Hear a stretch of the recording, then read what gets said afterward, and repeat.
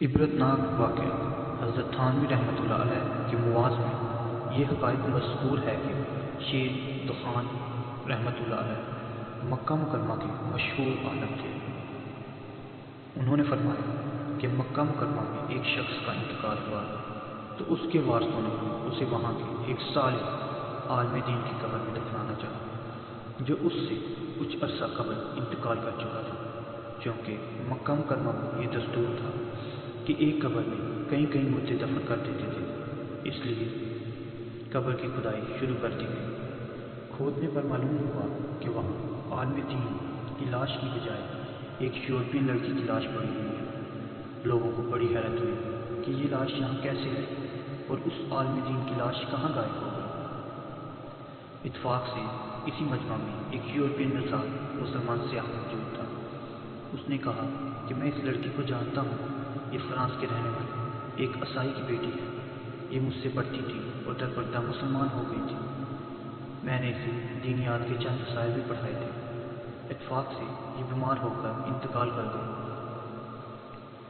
لوگوں نے کہا اس کے یہاں منتقل ہونے کی وجہ تو معلوم ہوئی کہ مسلمان اور نیک تھی، لیکن یہ بات باعث تعجب اور دریافت طلب ہے کہ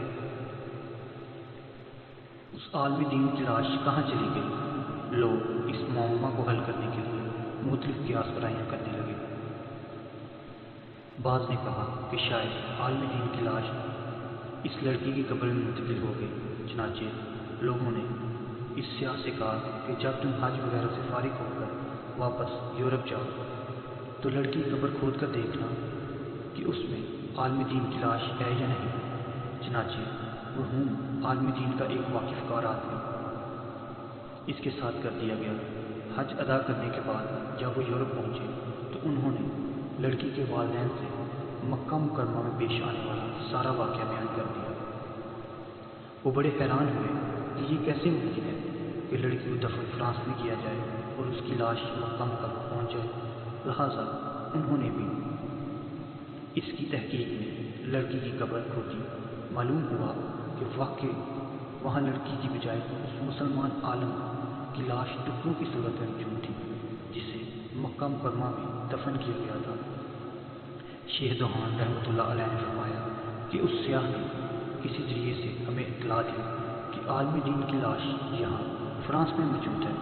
اب مکہ مکرمہ والوں کو یہ فکر ہوئی کہ لڑکی کی لاش مکہ مکرمہ منتقل ہونا تو اس کی مقبولیت کی نشانی ہے، لیکن عالم دین کا مکہ مکرمہ سے فرانس میں منتقل ہونا کس بنا پر ہے اور اس کے مردود ہونے کی کیا وجہ ہے۔ اس حیرت انگیز معاملے کی تفتیش کے لیے لوگوں نے اس کے گھر کا رخ کیا۔ گھر والوں کو اس عالم دین کا اصلی حال معلوم ہوگا، چنانچہ لوگوں نے اس کے گھر جا کر اس کی بیوی سے دریافت کیا کہ تمہارے شوہر میں اسلام کے خلاف کوئی بات تھی؟ اس نے کہا کچھ بھی نہیں، وہ تو بڑا نمازی، قرآن پڑھنے والا اور تہجد گزار تھا۔ لوگوں نے کہا کوئی بات ضرور ہوگی کہ اس کی لاش مکہ مکرمہ دفن کرنے کے بعد کفرستان منتقل ہو گئی۔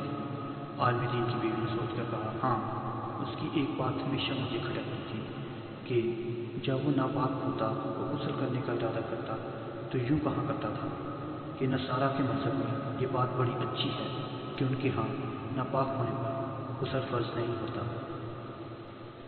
لوگوں نے کہا بس یہی بات ہے، اسی وجہ سے اللہ تعالیٰ نے اس کی لاش کو مکہ مکرمہ سے اسی قوم کی جگہ پھینک دیا جن کے طریقے کو وہ پسند کرتا تھا۔